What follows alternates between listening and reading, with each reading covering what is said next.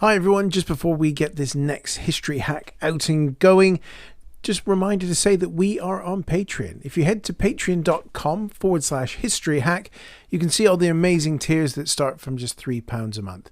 But we know that supporting a pod that you might not listen to all of the episodes on, for shame, you may want to just tip us for an episode. So we have signed up with Ko-Fi.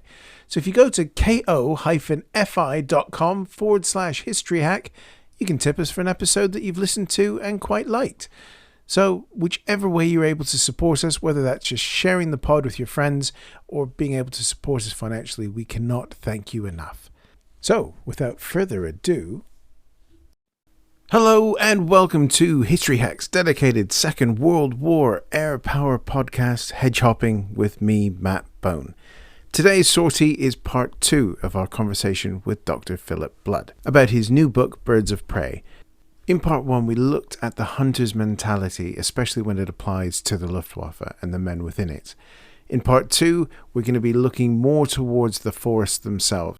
And we're also going to talk to Phil about the late, great Richard Holmes, who is a man I never got to meet, but I never miss an opportunity to talk about the great man with those who knew him best. I'm going to start by asking Phil, what were Goering's ambitions in the East and what was he going to do with these forests now that he has his hands on them? Well, one of the interesting things about Hermann Goering is he was tasked by Hitler to create the Greater German Reich, which this idea of a Germany without unchanged borders, with fixed borders, is a historical issue going all the way back to time immemorial. Where is Germany's borders and how fixed are they? A.J.P. Taylor used to make jokes about Germany's borders. But what I think nobody has really focused upon is how Goering was going to create the German state and have fixed frontiers. And that didn't matter which nations were destroyed in the process. In particular in the East, Poland. So what we have is a massive border running all the way down from East Prussia, cutting through Belarus and Poland and going down to Ukraine. And the Gauleiter in East Prussia is also the Reich Commissar of the Ukraine. Now that is not really important to us.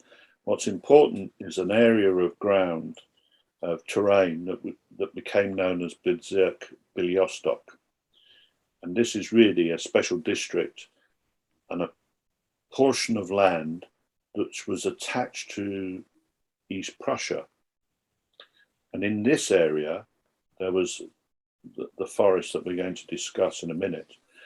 But what this actually did was to create a larger mass of East Prussia to the tune of over several 100,000 hectares. Now we're into like a state suddenly acquiring the whole of the Shenandoah Valley. Not once, not twice, not 3 times, but maybe 4 times.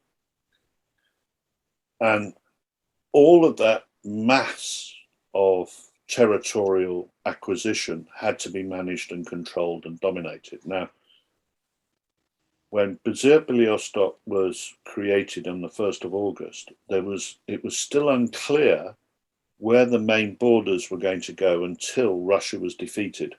Okay, they come to the plan. The Germans speed up the plan. The final solution is speeded up. All of those processes were speeded up in 1942. But in 1941, when they get into this area of Poland that becomes known as Bezirk Białystok, Goering sends out a number of his foresters and hunters and gives special orders to a chap called Erich von den Bachtelewski, who is the chief of SS operations in Army Group Center Rear Area.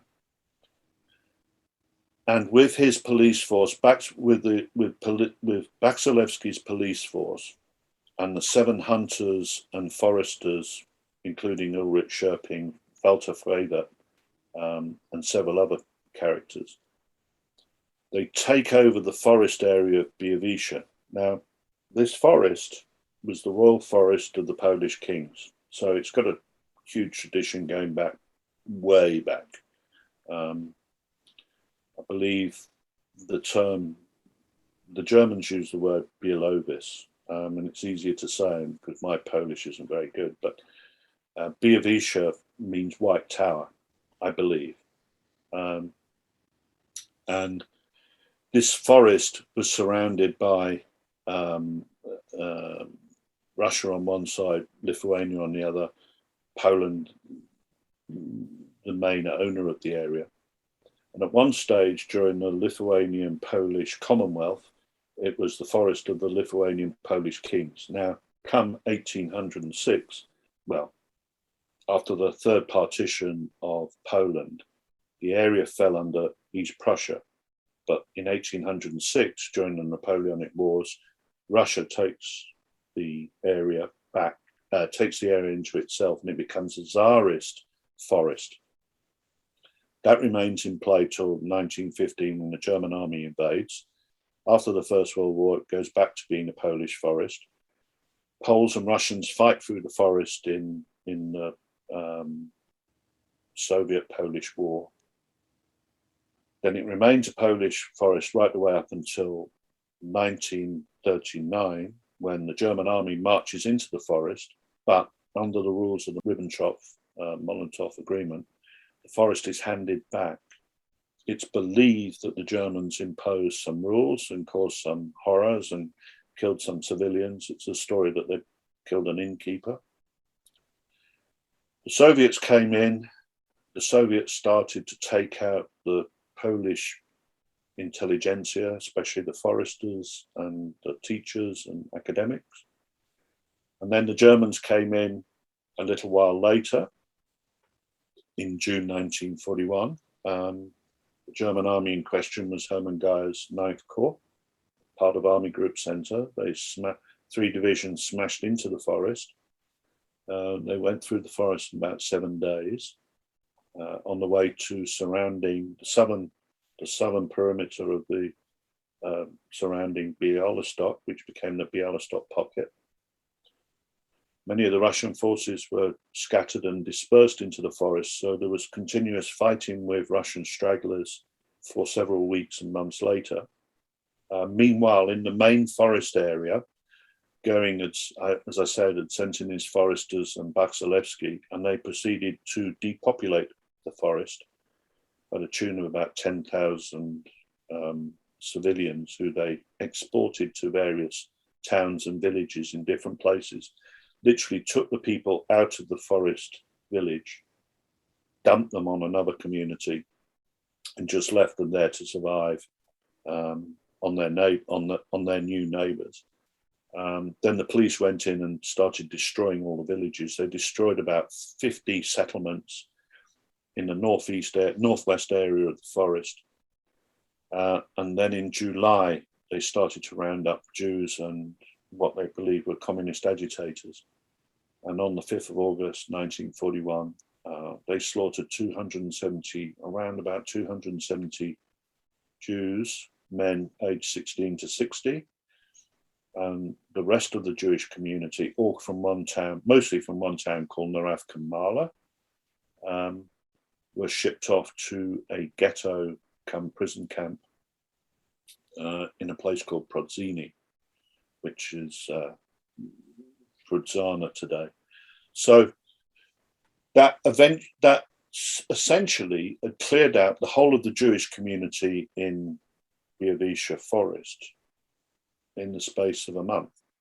Now, what's actually happened there is they've taken away a community that had been there since the 1600s. Now, where this is taking place is known, which had been known under Russian control as the Pale of Settlement, because this was the area where Jews had been allowed to settle. So, okay, there's only a small Jewish community in Narav Kamala. There had been a few Jews in Biavisha, the town. There was a few others working in the forest. There were several others in Lithuania, just up the road, communities that had worked in the forest. Just to give you an idea, Simon Sharma, his family had worked in that forest, and his immigrant family had come from that part of the world as Jewish forest workers, timber workers. And strangely enough, Howard Jacobson, who's a British novelist from Cheetham Hill, where I come from in Manchester, his community came from that part of the world too. So, there's a connection there. My father went to university with Howard Jacobson's brother or sister. I can't remember now. But anyway, the point is, this Biavisha was known. It's not a place that wasn't known. In the First World War, The Guardian was talking about, or just after the First World War, The Guardian was talking about this area as being very important to the future Polish state. So it wasn't a blank spot on the map. This is not a blank spot that suddenly it's just descended on. It's very popular. Now, if I can take you back to 1937, Goering holds a conference on hunting in Berlin. It was like the Olympic Games, but only for hunting. And the Polish stand, they brought a huge model of the forest. And I mean, a kick-ass model of the forest. And they even brought a European bison. And the European bison had been indigenous to the forest. But actually, the last one had been killed by a Polish bandit in 1919. He'd chopped it to pieces. And that was the last female of the original bison breed.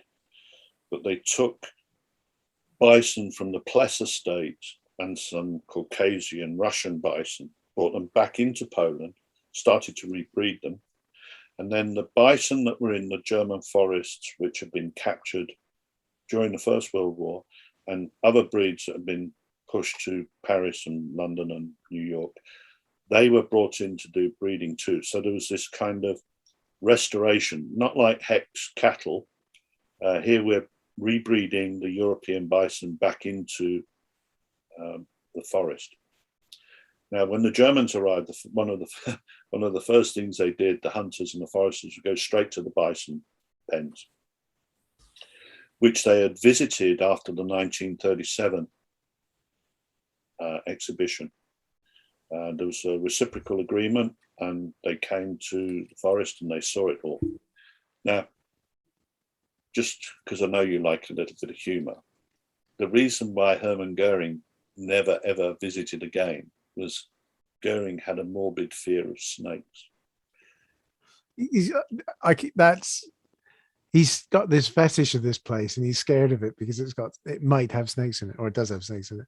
I told you these dudes are dodgy. They're totally unreal. But there's a hunting island called Das, it's a conservation island called Das, which the Nazis used for conservation and hunting in the Baltic. And Goering arrived there maybe 1936, whatever, it doesn't matter. And he was told by one of the gamekeepers that the island was full of adders. And Goering went completely Lulu. And he told the forester, what can we do? And the forester said, well, hedgehogs eat adders. The story gets better. Give me a minute. And then Goering phones up Lutz Heck, who by then is the director of the Berlin Zoo, and says, I want 300 hedgehogs imported into Das to immediately eradicate all the adders. Well, okay, that didn't happen, and Lutz calmed him down. The problem was Goering never hunted in Das again. So now we get to the story of Goering in hunting in Biavisha. Well, in February 1937, see, this is the point. You have to look at the dates. February 1937 or 38, one of the two, I can't remember which, he goes to hunt in Biavisha. Why? Well, in February, all the snakes are asleep. So he can wander around doing his thing and being a hunter. Now, many historians have turned around and said, oh, well, he got all these invites and he kept going every year. He didn't, because he was frightened. And that's why you have a high stand in Remington because the high stand is round cut grass and there's no way a snake's going to go anywhere near the high stand, because they have the guys all standing around making sure that no snake is going to go anywhere near Fatu. So you've got this incredible situation where the guy who has this monstrous ambition for this part of eastern Poland won't actually go there, ever. Never, ever. And actually, on his choo-choo, it would only take him 2 hours. And he was traveling all over the place, going around shooting animals. You know, he'd steal treasure from Monte Cassino, and then he'd go off somewhere and do some shooting. So it's not like that he didn't have the gear, because he'd get into Asia, his steam train, and off he'd drive, and then he'd be there and he'd do his thing. And he knew what was going on, because they had the best communications ever on a railway train. So he knew everything that was going on and what the Fuhrer was doing for tea that day. So he didn't have to worry about being, cut off. He was never cut off. It's just that he wouldn't go hunting in a forest where there's snakes. And that's it. So he's relying on Ulrich Scherping, Frevert, Baksalevsky, and all these other people to tell him what's going on. And I think one of the comments I think you made was there isn't much responsibility. Was that the term you used? There's no kind of control function going on here. There's no oversight. They're all relying on people in the field making their own decisions, doing it as they do. Well, that's the point. Goering is, because of his foibles and his morbid fears and his weaknesses, he has to rely on people to do things for him. And also, when he was in the Richthofen squadron, when he was the circus boss, he led by delegation. He didn't lead by example. So you've already got a guy who's the old Prussians, because that's how he was taught at cadet school in Lichterfelde, that you don't do it yourself, you delegate. And now he's delegating again and again and again. And so you see all of this. And he he gives a letter to Heydrich and Himmler for the final solution. So he's delegating and diluting all at the same time. Yeah. And he doesn't want to be known as a non-hunter who can't hunt when there's no snakes. But similarly, he doesn't want to be heard of killing Jews. And yet he orders his men to kill Jews. And then when they've killed Jews, he says, no, I don't want that, because I don't want that on my record. So you've got a guy he's pretty Janus-faced about everything that he does. A really slippy character. Hitler says, I don't want any of this on my record. And so they all say, yeah, okay. But the problem with Goering is he wants to be in the forest doing this stuff, but he's too frightened. And that creates this ripple effect in what's going on. The decisions are they're not. The guys on the ground are the consistent ones. The ones above are all over the place. Does that make sense? It does, and it's the weakness of command in this situation, isn't it? It's you have, I guess, quite flaky orders coming down, and then the knowledge that the oversight isn't going to be there unless it's wintertime and the snakes are asleep. Yes. But then, see, when you think that they're being careful, Ulrich Scherping, who is his main hunter, goes to this forest, and at the end of the year, having done what they've done, which is actually destroy all these people and what have you, he writes an article for the National Popular Hunting Journal and tells everybody, apart from we didn't actually kill people, but they make it very clear that they cleared the vermin, which pretty much means the same thing. And he puts it into a Christmas message for the Hunters Journal. So 275,000 people know about this before you're even thinking about secrecy rules over the Holocaust, because he's just announced it. But he's announced it to a group of people in a way by saying there's this hunter's paradise that we're creating for you. Yes. But they're also the same people who go around saying blah, blah, blah, blah, blah, blah, because they're blabbers. I mean, this is the other thing about the hunters. You know, these are the people who don't talk about the one that got away. They talk about the one they killed. Yeah. And if you kill Soviets and Jews and other vermin on top of everything else, then, you know, that's all part of being a noble hunter, or the Nazi noble hunter, because you've killed the Jews, you've killed the Bolsheviks, you've killed Poles, you've depopulated the place. And just when you think that that's the game plan, they start importing Germans into the forest. So having taken the populations out to make it a wilderness, they then start putting Germans back in to make it a wilderness. but a German wilderness. A German wilderness with people in it. Yeah, that's right. Yeah. I mean, they just crack me up, really. Because just when you think they're doing something which is, you know, doctrinal, straight down the line, properly organized, well led, blah, blah, they go and do the opposite. I suppose it's in keeping with them, but it's in keeping by going against everything that they supposedly hold dear.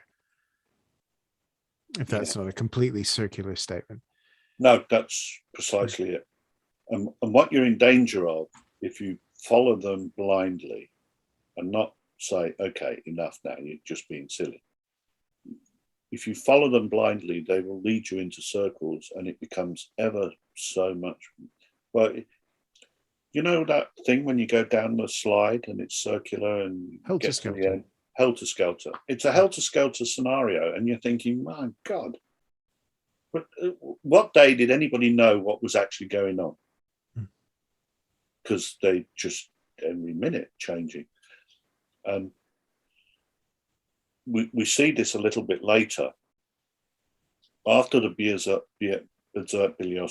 administration is formulated, you get the SS in one part of the place, and you get the army in another part of the place, and you get the civil administration in yet another place. Goering comes along and says, right, we're going to send in this training battalion of young men to police the area, and all the riffraff, the army, the SS can all bugger off. So he sends them out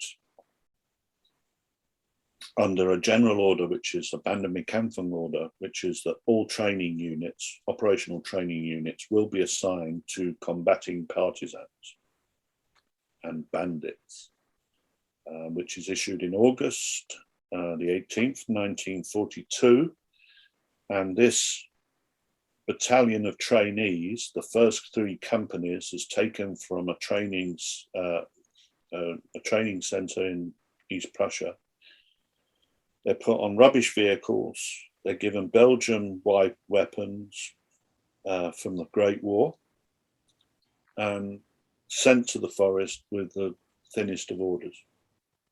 Nobody actually knows what they're supposed to be doing, least of all themselves. They take a long time to get there because it's clear they don't know where they're going. And when they get there, they don't know what their orders are. And then a German officer takes over and says, right, well, one lot of you can go over there and another lot of you can go over here. He breaks them all up and takes over. And so they're technically, for a short period, not under Luftwaffe command. Now, having screwed up on all of that process, Goering then gets his top security officer from the Balkans, gives him a talking to in Karen Hall and say, you know, this is a big ambition and all the rest of it. Sends him off to the forest to take over. Well, the guy he sends in is your typical barrack room lawyer type, because he's a trained business notary who's going to go in and push German military rules down the throat of anybody who's going to compete with him. It's a clever strategy, you know. And all else fails, you say, I have the authority of the Reich Marshal of Greater Germany. Who the hell's going to argue with that? Because that's like number 2 to Hitler. And everybody has to deal with the top soldier and agree with what he says. So Goering, being Germany's top soldier, which, still shocks people when they hear that. When he commits an order and an authority, that person has that authority. And so this major arrives in the forest, takes over the 2 companies or 3 companies, recreates the battalion, investigates their performance under the German army command, and uses the failures to bombard the army with complaints of incompetence, which is pure Nazi behavior. While pushing focus away from you onto somebody else so that you can get you don't look as bad initially. Yeah, I think we've seen it in certain kinds of behavior in governments not far away from you at this moment, but let's not elaborate. One would want to make that. Not my fault. It wasn't me. I wasn't there. It's all your fault. You did it, all of it. Yes, well, if you surround yourself with idiots, you don't look that much of an idiot yourself. Yeah. So anyway, sorry, let's get back to it.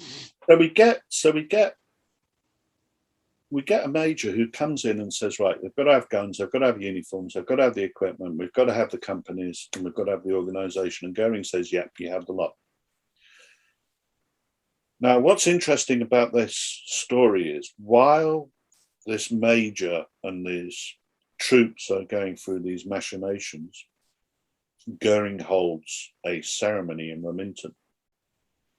Now, I've had to separate it in the book because if I put it in there with the soldiers, it would have been very, very complicated to understand because you're going up and down, and you're not on the same wavelength. But they're happening at the same time. They're happening at that very, very critical moment. The SS are pulling out of the forest, but fighting partisans, while at the same time incorporating a Luftwaffe unit, which is going to fight partisans as soon as it's made more capable. So they put it in a blocking road to hold off partisans coming into the forest so they'll shoot them. And at the same time, preparing them for an even greater mission, which is to help support operations against the destruction of the Jewish ghettos for the final solution. Now, working back, Goering holds a ceremony in Remington, having killed a sacrificial killing of a massive stag called Matador, probably the biggest stag ever killed in the forest. Now, I've been suspicious about this killing for a long time because A, it's the biggest animal, B, it's the greatest pedigree, but why kill it then? Why at that moment? Well, first of all, you've got Himmler on the point of extracting all the valuables and gold, silver, and belongings of the Jews going into the concentration camps and then being murdered in Auschwitz. And in the other camps, you've got the chief inspector of Luftwaffe medical services is just taken in a man called Raucher's SS experiments at Dachau, which were run on behalf of the Luftwaffe operations. They've been released at that stage.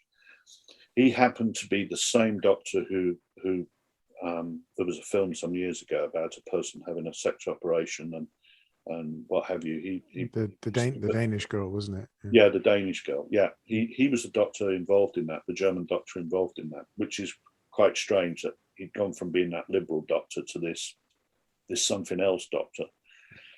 He died with great honours in the 60s in Berlin. But anyway, by the by.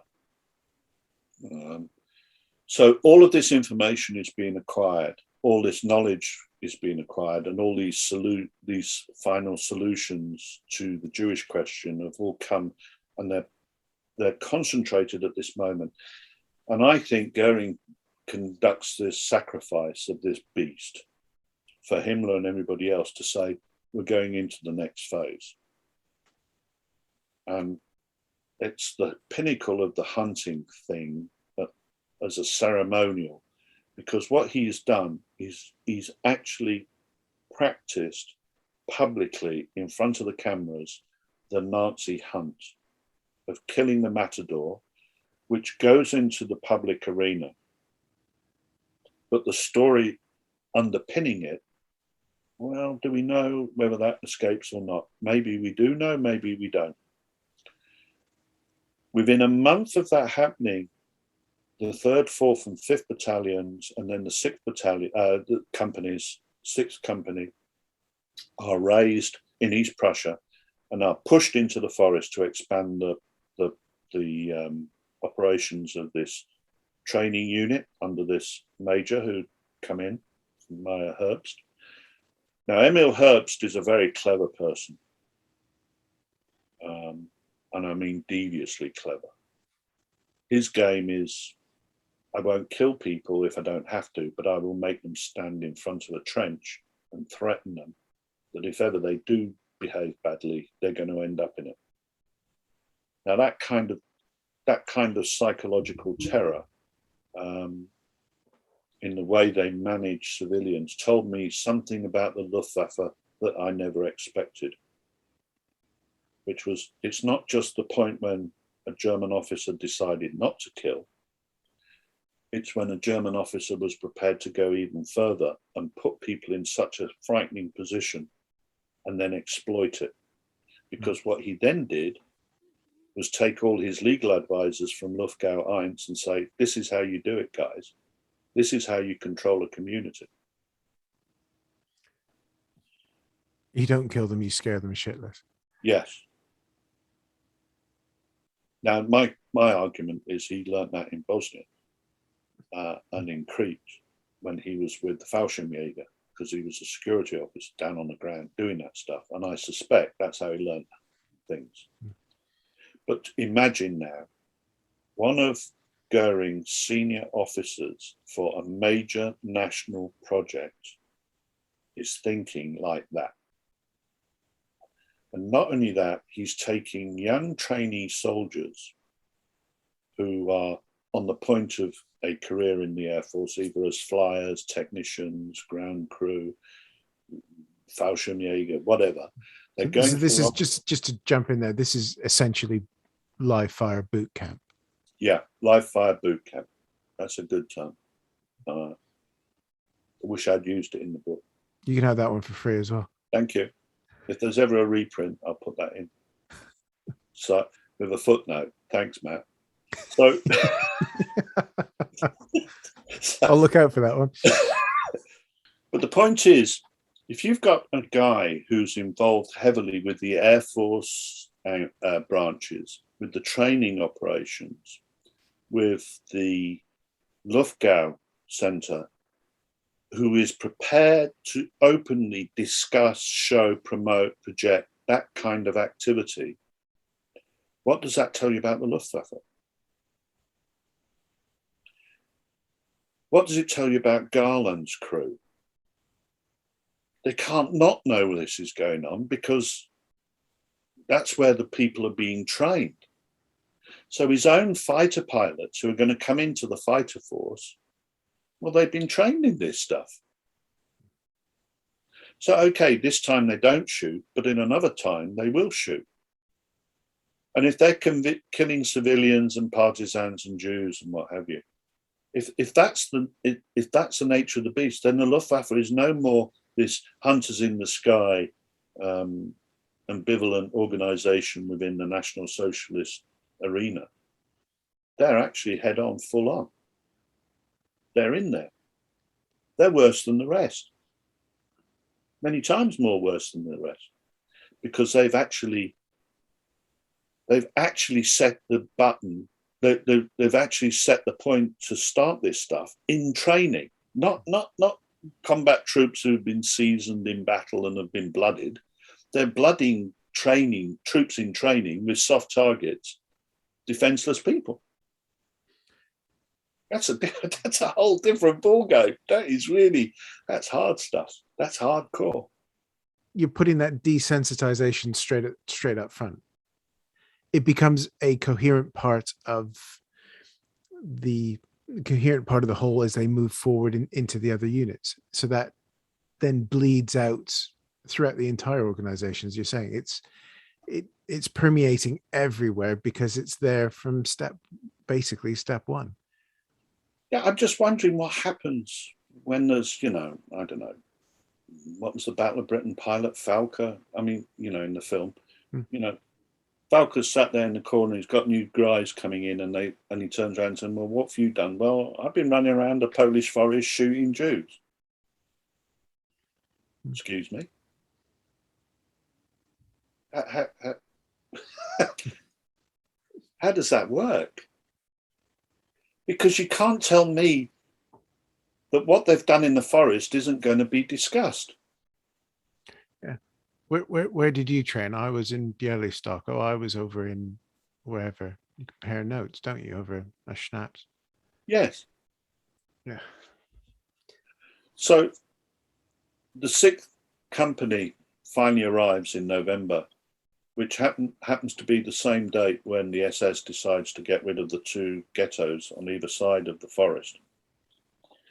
And the 6th company is deployed in such a way that it is like the net, as in a fishing net. So any fugitives running from these 2 ghettos, running into the forest to escape, looking for sanctuary, they are going to go straight into the patrols of this company. So I wanted to have a look at where this company was trained, and it was trained in the same place as Erich Hartmann. And in fact, they were together about much the same time. And I thought to myself, well, okay, if the troops are coming from a training place like that and being committed to this, is there any examples where it shows that they're not just ground personnel, but there might be something more to this?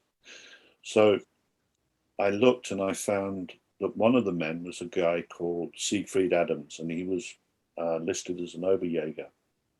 In 1937, he joined the Justice Department in Wuppertal as a Juris clerk.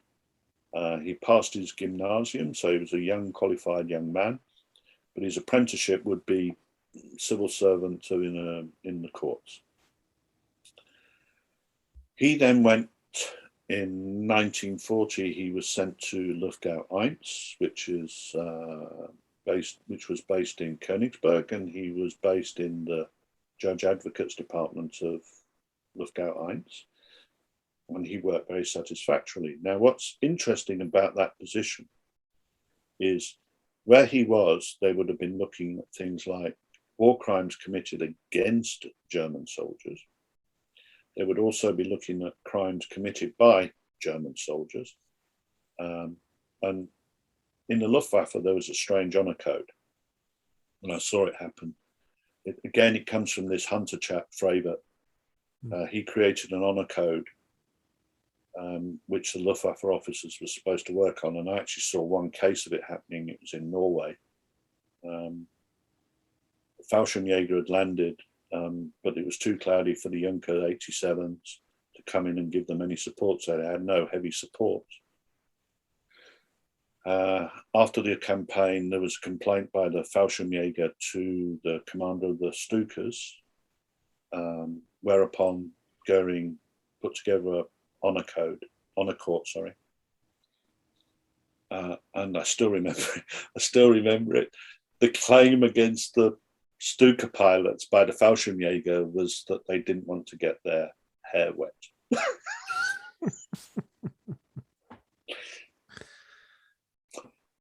So I knew that there's a hunting regulation, but there's also, which is the honor code amongst officers. But down at the lower level, there is the rules, like King's regulations, is the German Army, German Luftwaffe regulations. And number 7 in the code of the passbook, I think it's number 7, is thou shalt not kill civilians, which is odd, given that every German soldier has this in their passport. And many German soldiers can honestly say they didn't kill any civilians in the last war. So here's this young man now being sent to operational training in the same place where Hartmann has been training. And you're thinking, okay, how much ideological infusion is taking place, learning into killing partisans and what have you. Well, they're just not there long enough. He arrives 2 weeks before posting. Well, okay, if they grilled him every day into how to kill people and all Jews were evil and all the rest of it, it's possible some of it stuck, but I doubt it. I would have thought that what they were doing, and I do believe this perhaps a little bit more than the ideological, they were trying to build the company into squads and platoons ready for operational training. So they were probably working them up into squads, rifle squads, then working into platoons, then getting into company in ready for the company to go. I know that sounds maybe a little bit quirky, but if you then take it to the point when they set up in the forest, the different strong points are different platoons, are different squads. Mm-hmm. And then once it's in position, then some of the company becomes local based, i.e. non-Yak Commando, and others go into Yak Commando, which is the hunting commandos. So one is patrolling on a circumference, a radius of up to 7 kilometers from strong point base. The others are marching anything up to 30 kilometers from one strong point to the next, or from one company headquarters to another company. The reason being is you keep going. So there'll be a patrol leaving as you're leaving, and they will pass in the forest, so cutting off any options of people who are trying to get through. There are like 2 patrols passing each other in the forest, going in the opposite directions to each other, to their home bases, to their respective home bases, to cover the ground, and then you don't have to go back, because if you go back, you're wasting time. Yeah. So one goes forward, the other one goes forward, and then they swap over and they come back. And you see these then different kind of moves of patrols cutting across, going back up to the headquarters, then cutting across into the swamps, and then coming down into the forest lands and what have you. But basically, all of these coordinated patrols, and especially the Yak Commando patrols, they're out to hunt Jews and partisans. Now, when they're out there, there isn't enough officers to lead these men. So the guys who are in command are either senior or junior NCOs. And an Obergefreiter can be leading the Yak Commando. A senior Unteroffizier can be running a local patrol. There was no rhyme or reason. From the way it worked, I got the impression that they were on it was your turn next kind of rotation rostrum sort of thing. Rotation rostrum kind of scenario. They're there from November till March, which, a lot of people say to me the German army was not trained and troops are never trained. I mean, all of that is just rubbish. German army does not commit troops into any kind of field without first, when it comes to operational training, you've got to do basic training, and you've had the first base of operational training, and then you do proper operational service, as you do with the Luftwaffe. With the army, it's the same. Everybody has to have a certain period of training, it's up to 4 months, before you can be committed to combat. What happens in the forest is combat comes early because you're dealing with what's not regarded as serious targets. Goering does not recognize partisans and bandits as serious enemies. They're just vermin. But you're blooding by killing defenseless Jews, partisans, or civilians that don't do as they're told. You're basically saying, we go back to as we were a while ago talking about that lower strata in the Hunter's Code. You've got your premium things on the top, but when it comes to partisans, bandits, and Jews, they're the equivalent of rats, essentially. Vermin, yeah. Yeah. Now, for this period of combat and constant fighting Soviet partisans, it's quite surprising that nobody's getting any medals or awards. They're not getting the Bandemkämpferabzeichen, which is the badge of the anti-partisans, but also they're not getting any of the assault badges or the face-to-face fighting. Now, one chap, Rudolph Travis, he led many actions near his Yak Commando against attachments of troops and what have you. And he was quite a daring do character, but he never got any awards. Now, he was mentioned in what you might call mentioned in dispatches, but no badges were ever awarded. And Mili Herbst, the battalion commander, if there was an incident of killings, so if they went out and they found a community of Jews, Jewish fugitives, like one incident, they found 16 Jewish fugitives lying in a forest area, none of them armed. When they killed them, I know the Yak Commando, but you can't know who the people were who did it, because when they write the report, it's nameless. Because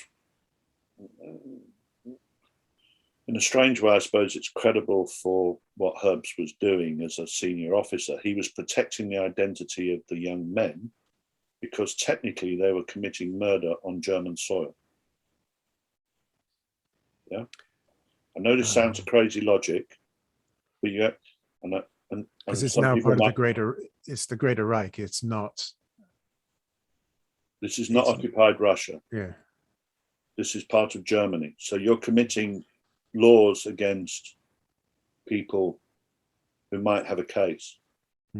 So in his infinite wisdom as a jurist type individual mindset, Emil Herbst was saying, okay, we're going to do this thing, but nobody's going to be identified doing it.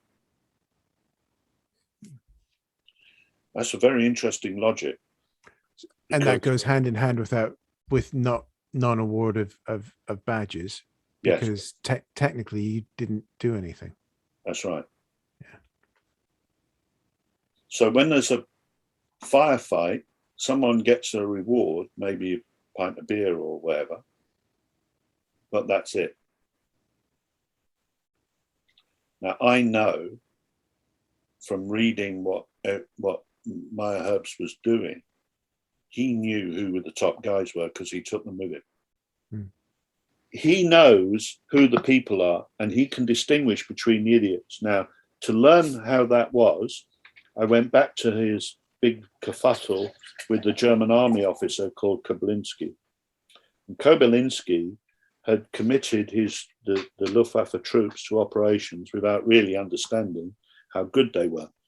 And a couple of them were pretty useless. One of them shot somebody in the arse, and another one committed virtual suicide, and somebody else stood in front of a truck, and they were crap. And it's very interesting. He did actually, those first two companies that badly performed, he weeded them out. I can't say how much because obviously the personnel files have not survived and the records of the first companies have disappeared, but I know from what he was saying in his comments that he was weeding out officers, NCOs, and ordinary soldiers. So this is a guy, there's no mercy. So yeah, okay, he's protecting the identity of the troops, which is a semi-honorable thing to do as a commander of a battalion. But by the same token, he's a pretty ruthless dude. Yeah. Because he's wanting the performance of his now nameless troops to reflect well on him, which reflects well to his bosses, essentially, isn't it? Essentially, yes, but he's not sacrificing their lives to his glory. So he's not getting medals from it. He's not doing anything great. The only benefit he gets is when he negotiates with Goering over the body counts at the end. At the end of his service on the 5th of March 1943, so he's been there since, the 10th of September 1942 to the 5th of September, March 1943. In that time, he's not received any awards, he's not been promoted. But he has turned that battalion from a load of rubbish into a fully functioning organization that's not taking any truck from anybody. I mean, when the partisans hit, they hit harder. And yes, they take a few casualties. I think they had 6 killed and 20 wounded. But he's not taking any prisoners.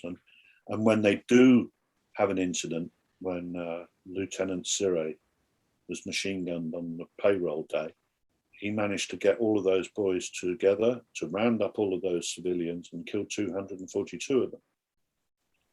You know, he's a very highly effective security officer within the remit of security warfare of the German soldier. That's what you have to remember. I know it sounds like I'm on his side. I'm having to try and understand what he's doing to comprehend what on earth's going on here. So I'm not on his side. I'm not saying he's a great man. I'm just saying he's behaving within his frame of reference. His frame of reference is an honourable officer by not shafting his own troops. Yeah, that's very difficult for people to comprehend because they think you're being nice to them. Well, no, I'm not. I'm just showing that there's different standards of law and legislation going on here. That what applied to an officer didn't apply to the men, even though they're talking about an equal society where everybody can hunt and everybody can be jolly good dudes, you know. Not the case. And nor is he right making any big fuss when they kill Jews. So when they go out and they do stuff, you know, there's one incident where they report that they found an amazing, I mean, I still find this fascinating. The 6th company's been there in position for less than a week. They go out on a patrol, or a group of them go out on a patrol. They find an emaciated woman, a Jewish woman, like that they call emaciated, lying in the forest. And because she's not got the strength to come with them, they kill her. And not only that, they just leave the body. That's, wow. That to me was straight in my face, because actually they have not been idealized into killing, but they've killed and they don't have any problems. There's no crying. They've done it. And they've mentioned it in their report that they've done it. Yeah? So there's no shirking the responsibility. They killed a female. Now that is murder under German law in German society, in German territory. And Mili Herbst has taken that and written it into the report and then sent it to Baukitsch, that has gone to Goering, so it's in the record. What becomes then fantastic is when it's decided that Herbst is going to be relieved, they're not sure where to put him, so Freyvert comes down to negotiate with him and then looks at the body count and says, we can't have that body count. Then messages start passing between Freyvert, Goering and Herbst over what body count is acceptable. And in that mix, Herbst is given the top job of being Goering's bodyguard on his railway train. And what he does to get that is to change the 112 Jews down to 6. Because Goering doesn't want the final body count record going to German army headquarters via Luftgau 1, showing that his troops, under his orders, have murdered all these civilians and Jews. And you're thinking, and yet there's still a paper, and yet there's still a paper trail. Even after all of that, there's still a paper trail. And yeah, because it's the final paper. Because what Emil Herbst is saying is, I'll fudge your figures for a job. Yeah. But I will stick the final report on the top of the other papers because I know the civil servants will only read the top paper.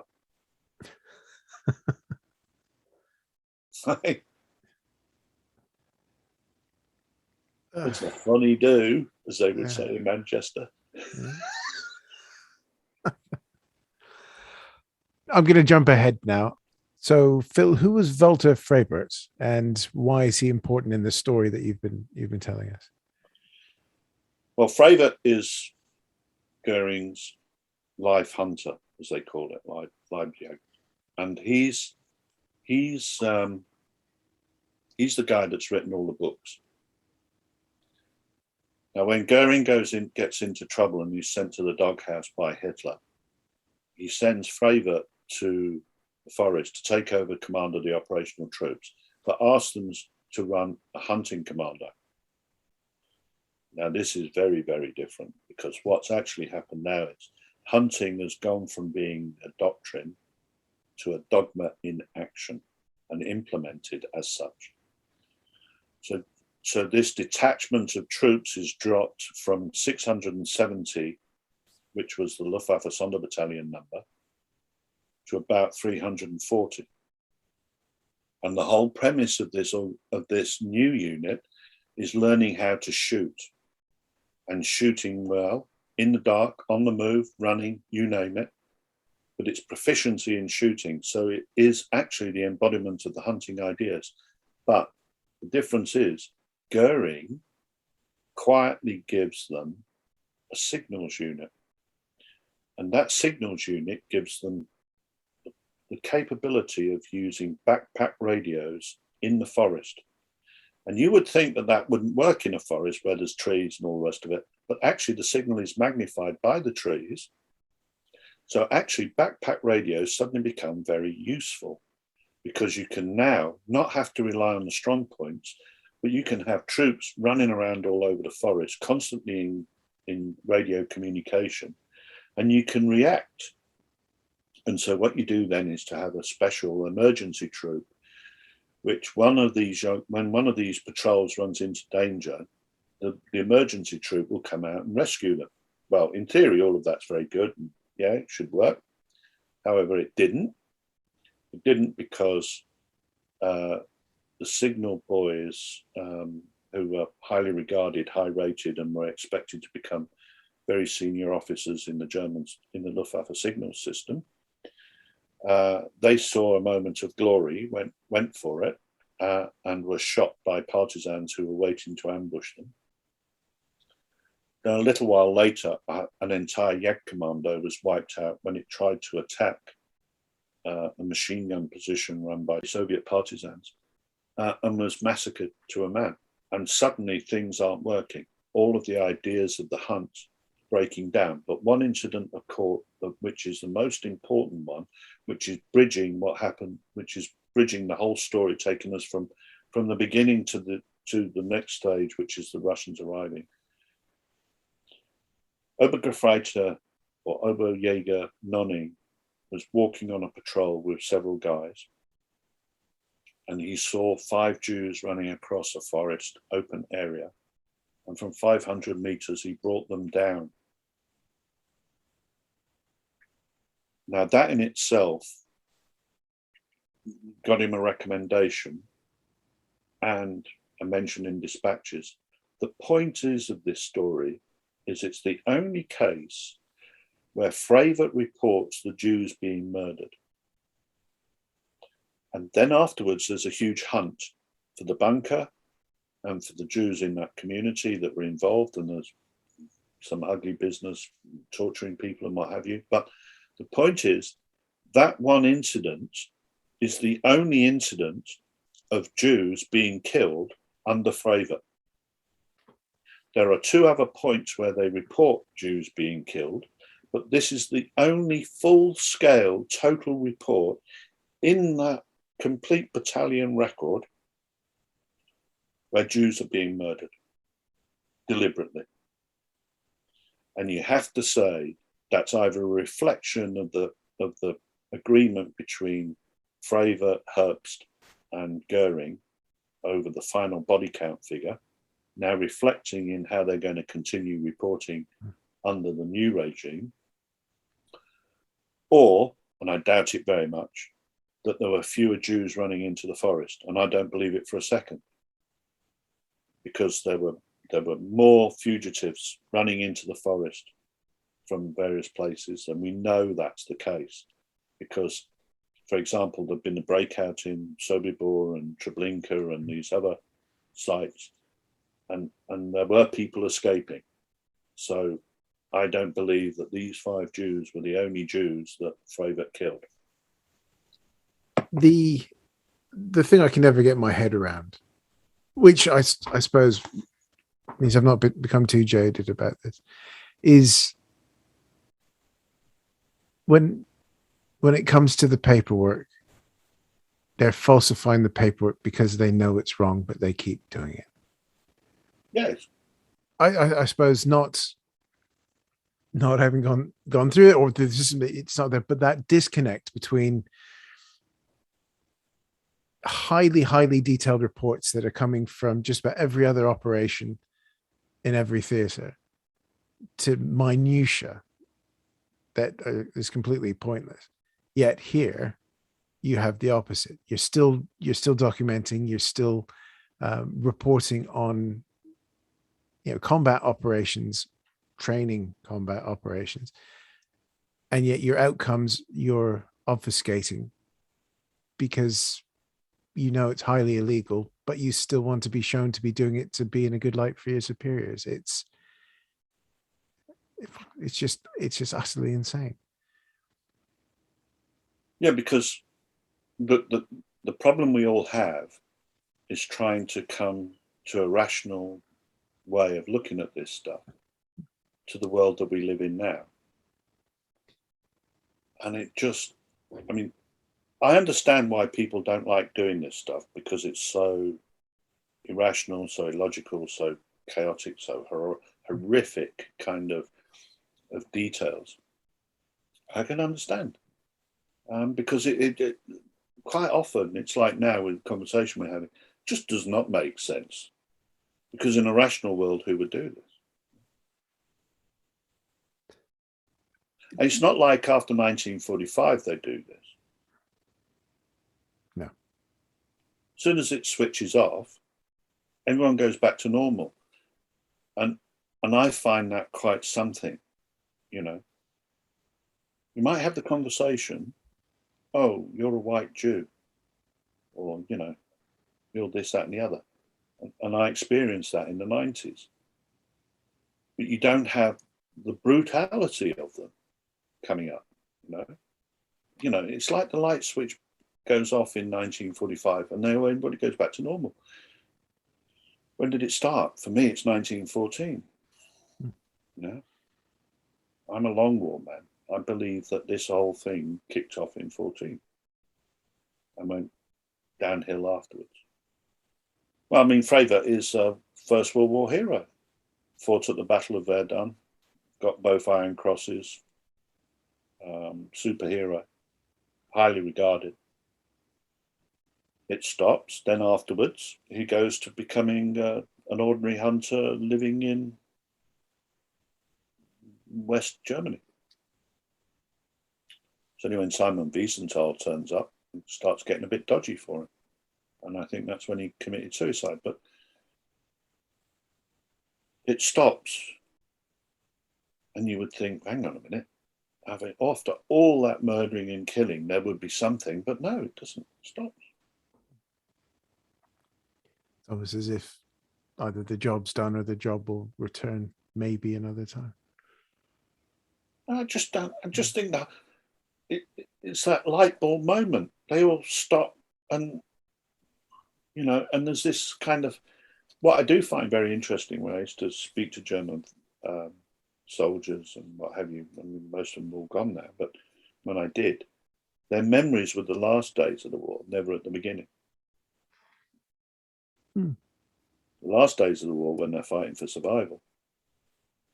When you're fighting for survival, all of what happened in the past disappears. So they don't remember killing Jews, because that was in 41, 42, 43. well, 44, 45, they're fighting for survival. Well, okay, I forgot all about what happened before. It becomes all, It doesn't matter to them because the bigger picture was survival of home and hearth. Yes, Hmm. I have, and I have to say, I have a certain amount of sympathy for the ordinary soldier. I'm not saying that he's the best person in the world, and as bad as the officers. But this idea that somehow you could drop out and say no, no, I don't think so. There would have been such severe peer pressure, you couldn't do it. And I'm talking about peer pressure, your own people. Mm. It's that unit integrity that's built in, isn't it? It's yeah, and the other thing is, which also was a devastating to my learning curve, if there is such a thing, was the idea that these Luftwaffe men were not primary groups. They were dragged from all hither and hither and hither and thither. And they were not a primary group. They didn't all come from the same area. Of the 17 Rhinelanders in the 6th Company, the other 132 were from elsewhere. And when you track down who come from what and to who, I mean, both the officers had been court-martialed and were on second chance. The NCOs were pretty dodgy. Several of them had to be returned because they weren't functioning properly. But most of the other soldiers, they came from all over the place. And you're thinking, well, where's the primary group here? Mm. They're functioning very well, but they're not a primary group. And that's when I also became suspicious of Siegfried Adams' death, because I think deep down he was loathed by the people around him. I think the young soldiers would have hated him, just like today. A lower middle class lad is not going to do very well amongst a bunch of working class lads because it's just not going to work. So I think he would have been isolated. And I think his medical conditions and the things that happened to him and eventually leading to his death, it's all pretty much, it's not working.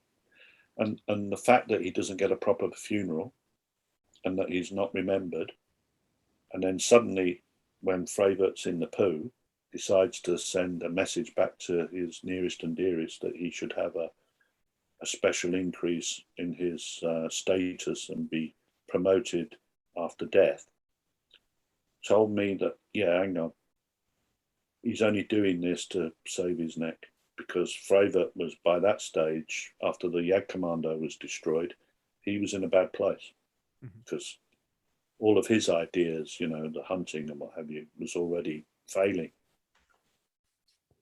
So he was in a bad place. And so he was looking for ways out.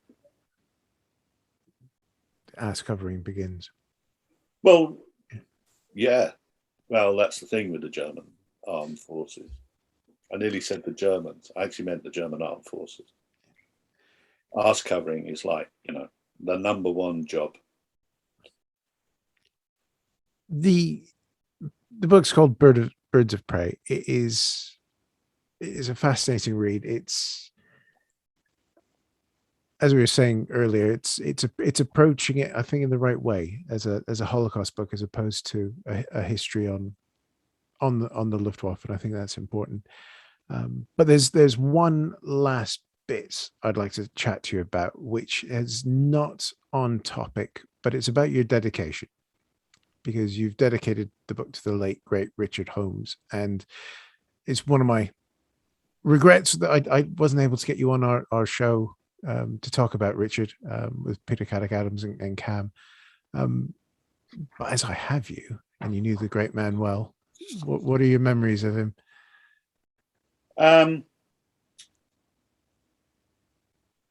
Well, I met Richard at his house the first time. I applied to do a PhD under him, having transferred from another place under another person who shall remain nameless. And I was recommended to him by somebody in the family who'd written a book about the Remy. And Richard had reviewed the book. And I was recommended to talk to Richard because Richard wasn't my first choice of where I was going to go next. I was, funny enough, very popular at the minute, was Richard Overy. Because Richard Overy was big at University College London. So I wrote a letter to Richard Holmes purely speculatively, I have to be honest. And I said, I want to do a PhD in German military history on this subject. And he said, oh, okay. And then he got a letter from his, actually phoned me and said, okay, fine, we'll talk about it, but I have to work it out through Steph Muir, who was his assistant. Mm. So Steph sent me a letter, and in it he said, Richard had said, I want 4 options. And I thought, well, hang on a minute, why don't I've got an option, why do I have to have another 3? So I sat and thought about it, and I thought, okay, if he wants to play games, I'm going to play games back. So I had one book on the SS, one of the SS divisions, which everybody now writes about, but didn't then. One was about the SS operations at Market Garden, which people said they wrote about, but to my mind hadn't, because I'd seen other stuff. One was about a British officer serving in the American Civil War, who'd also fought for Garibaldi, several others, which fascinated me because it's in the field which was actually my first love, was the American Civil War. Mm-hmm. It's where I started my venture into military history when I was a little boy, because I've been led to believe my great-grandfather had emigrated from Mexico because he was part of the American Civil War exodus, Confederates and all of this. All of it was rubbish. Yeah. But the Mexican family side of the family emigrated in 1847 because of who invading Mexico. Anyway, I'm not going to go into great detail there, given what's going on in Afghanistan at the minute. Anyway, so there was another one which I think was on the balance of foreign armies in relation to home-based armies in the American Civil War. So I was looking at the foreign units like Schultz and all of this. Yep. So I posted these back, and Richard sent me a note saying, can you make it to my house? Because you're in London and Shrivenham's in Oxford, but I live in Hampshire, and it might be easier if you just drove down or got the train down to where I'm in Hampshire. So I said, yeah, fine, no problem. So I think it was about August 1997, I wandered into this place, and Richard had loads of dogs, loads of kids, and Lizzie. And I thought, oh, poor lady. Straight away, I thought, poor lady, because there's like military everywhere, And no, she ruled. She was the ruler. He was just, did as he's told. And I get shuffled into his office. Lizzie makes us a cup of tea. There's a glass of whiskey on there and biscuits and what have you. So we sit down, and Richard starts talking and said, well, you got 4 interesting proposals here. He said, are they serious? And I said, yeah, we can talk about each one. So we did. So that was like an hour.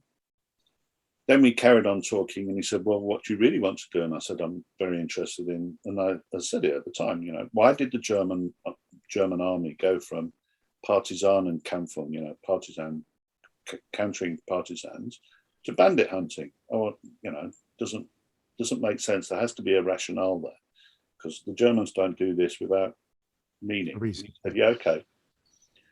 That sounds logical, but you have to present the paper. So I presented a paper, and I got told, November that I was now part of the scheme, the academic scheme, on the strength of the paper. And then I got a call saying, would I come to a meeting to discuss how to proceed, and that my second supervisor would be there, which was Chris Bellamy. Chris wrote a book called Absolute War afterwards. Really, really top historian. So Richard, we arrive at this meeting and Richard says to me, well, I don't know much about the Germans, so I'm going to talk to you as like I did my French army, because he did the French army for his PhD. So his discussion about how he went through the process of dealing with French archives pretty much mirrored what would be my experience of going through German archives. It was like pretty parallel. In the middle was Chris Bellamy, who every time I wrote something, he would write on it in Russian words, in Russian, and I was expected to translate it. Right? And then you got Richard talking about war. And anyway, so that was the first sitting. Then there was a second one, and Richard said, Chris has got some ideas. So basically it was go to the archives, find out what there is, do a literature review, combine the two together and see what we've got. So I swanned off to America, because the German archives were an awful place to get to, not because of travel, but to actually get the records. It's not like you go into the National Archives in College Park and just read the microfilm or whatever, the tape, the reels of tape. In Freiburg, you could wait for weeks and a file would never turn up. So I went to America and I just did massive everything on Bandermekämpfung, and I give you an idea of the scale of paper. I posted $1,500 worth of stuff back to the UK. That's copy. That's not the reels. I also had another 30 reels of film, plus 140 microfiche of the foreign military studies and all the other things, plus the whole of the war crimes trials. And then I got into discussions with the guys in the Holocaust Museum in Washington, D.C., plus the lads in College Park. And they said, right, well, we'll plan a second trip when you come to look at other files which are not in the National Archives and not on the front benches of the US Holocaust Museum and what have you. So get back, I write a paper, get a lot of assistance from a friend of mine who's a German military historian, because I hadn't, up to that stage, done anything like that before, where you're combining archival stuff with books. I produced this paper, it's 4,000 words, send it to Richard. Richard says, come along, I want to have we're going to have a very, very long meeting, so expect a half day. So I turn up and I walk into the room. Steph says you can go in there. I'm going into the room as all these people are coming out. And I heard Richard shout, I've just read a really excellent paper. So I'm looking around thinking, who the hell are these? And he said, I'm talking to you, young blood. So we come in and we sit down and he says, look, I'm really pleased you're upgraded. So now what we have to talk about is other stuff. But before Chris comes in, I want you to know certain things. And basically he laid down the ground rules to me, which is, first of all, we're going back to what you said when we first met, which is you want to be a writer. So I'm going to make you a writer. But you have to learn to be self-sufficient. You said you're a demon reviewer and writer and researcher, but you've got to learn to write on your own rapidly. So I want you to do so many papers over the next few weeks I'm going to send you a subject and I want 1,500 words within 24 hours to show me that you're doing it. Right? So I did them. And one of them nearly got published in one of his publications. And I said, look, I'd rather you didn't. I'd rather you talk to somebody else. And he did. And that person was published and I wasn't, on a subject that was pretty close to what I was doing. But I didn't want to be involved in any hassles of editing and all that, so I just wanted to get on. So I went away, did more research, came back, and then we started to have these, how would you put it? They were conversations of the greatest detail I've ever come across, because when you're working with your friends and your colleagues and the group, you can talk about kind of things, and like the Germans use this support bag and what have you. But I didn't have those discussions with Richard. What we're talking about with Richard is, so what's going through that NCO's mind? That moment when they're doing that NCO, what's going through that NCO's mind? Have you unpicked what he's doing? And then he would say, well, okay, you've got this dodgy Luftwaffe major doing what he's doing, but do you understand him? And I don't mean, what the orders are saying in translation and in English and then, back to German and all that stuff. Do you understand where he's coming from? Do you understand his take on dogma and doctrine and what he's putting across? Have you read beyond his letters and his reports and what have you? And I suddenly found myself changing and going away from what would be, your standard military historian with, Richard used to call it, map flags on a map kind of scenario, to a more cultural thing. And I said to him, you're pushing me into social history. Is this a problem, being a military historian who's doing social history? And he said, no, you should be doing more social history and more cultural history, because military history isn't going to teach you anything. You've read all the military history books. Have they taught you anything? No. So now you have to go and look in a different way. And I suddenly discovered that I was going about reconstructing myself away from the subject that I'd set up by a man who was at the heart of that subject that I'd started with. Does that sound crazy to you? No, I get it. He's seen something there that needs a fresh perspective, and he's helping you find that perspective.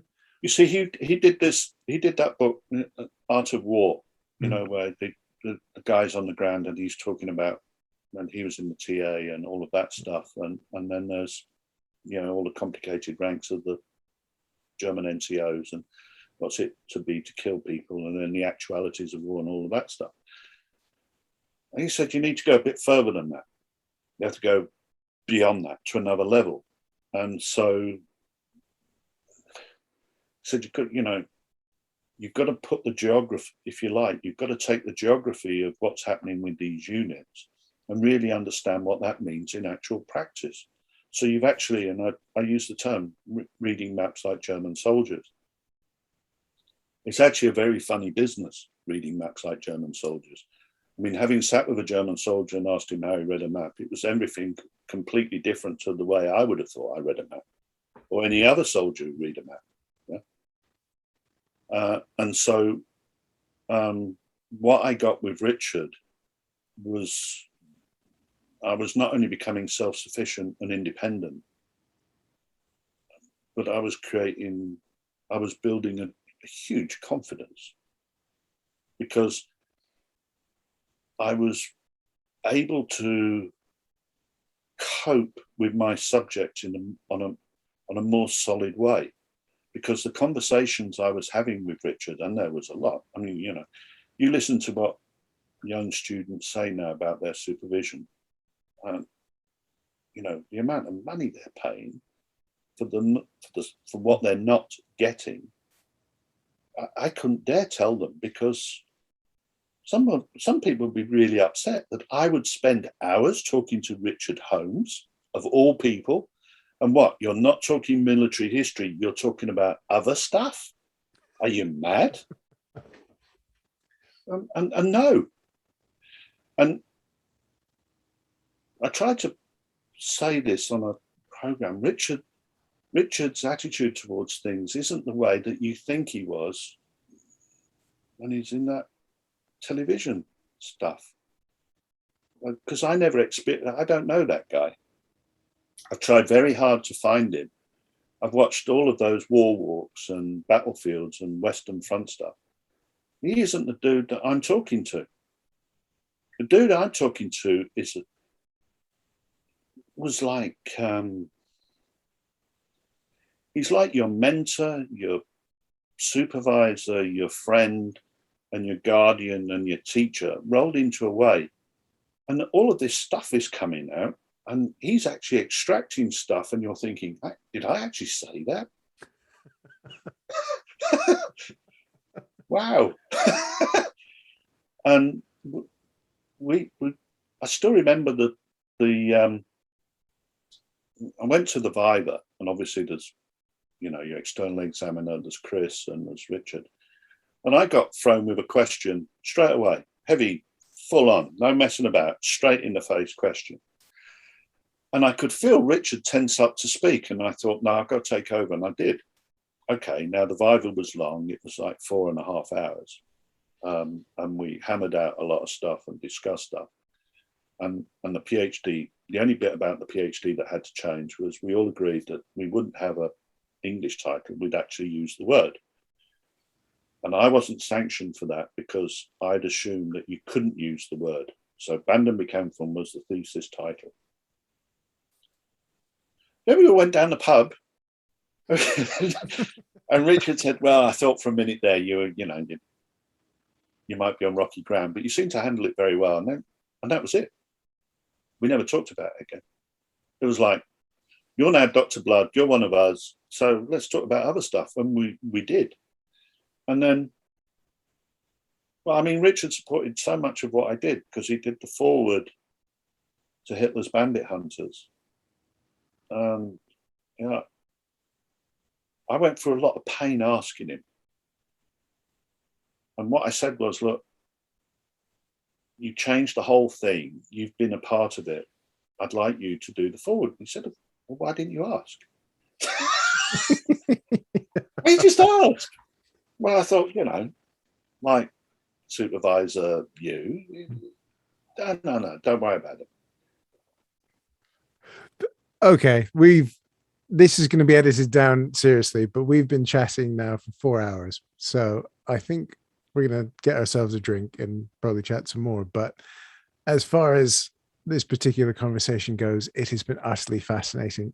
We will be pimping the book quite seriously because it is a very fine work, Phil. That's very kind. I just can't thank you enough for spending the time a lot of time to delve into it with me, because you've opened my eyes. I need to go back and reread a few sections of it now with a slightly different perspective, because there's a lot in it, and I think it's vital that we definitely look at the actions that we're taking in a new light and make sure we incorporate a lot of the units that we thought might have gotten away with it. I would just like to thank Dr. Philip Blood once again for joining us on History Hack's Hedge-Hopping show. You can buy Birds of Prey from our very own bookshop. If you head to bookshop.org/shop/history hack, you will be able to find Phil's book ready to be read. It is a fascinating read, and amazingly, we have barely scratched the surface for some of the elements that he discusses. So please do grab a copy, and until the next time, thank you so much for listening.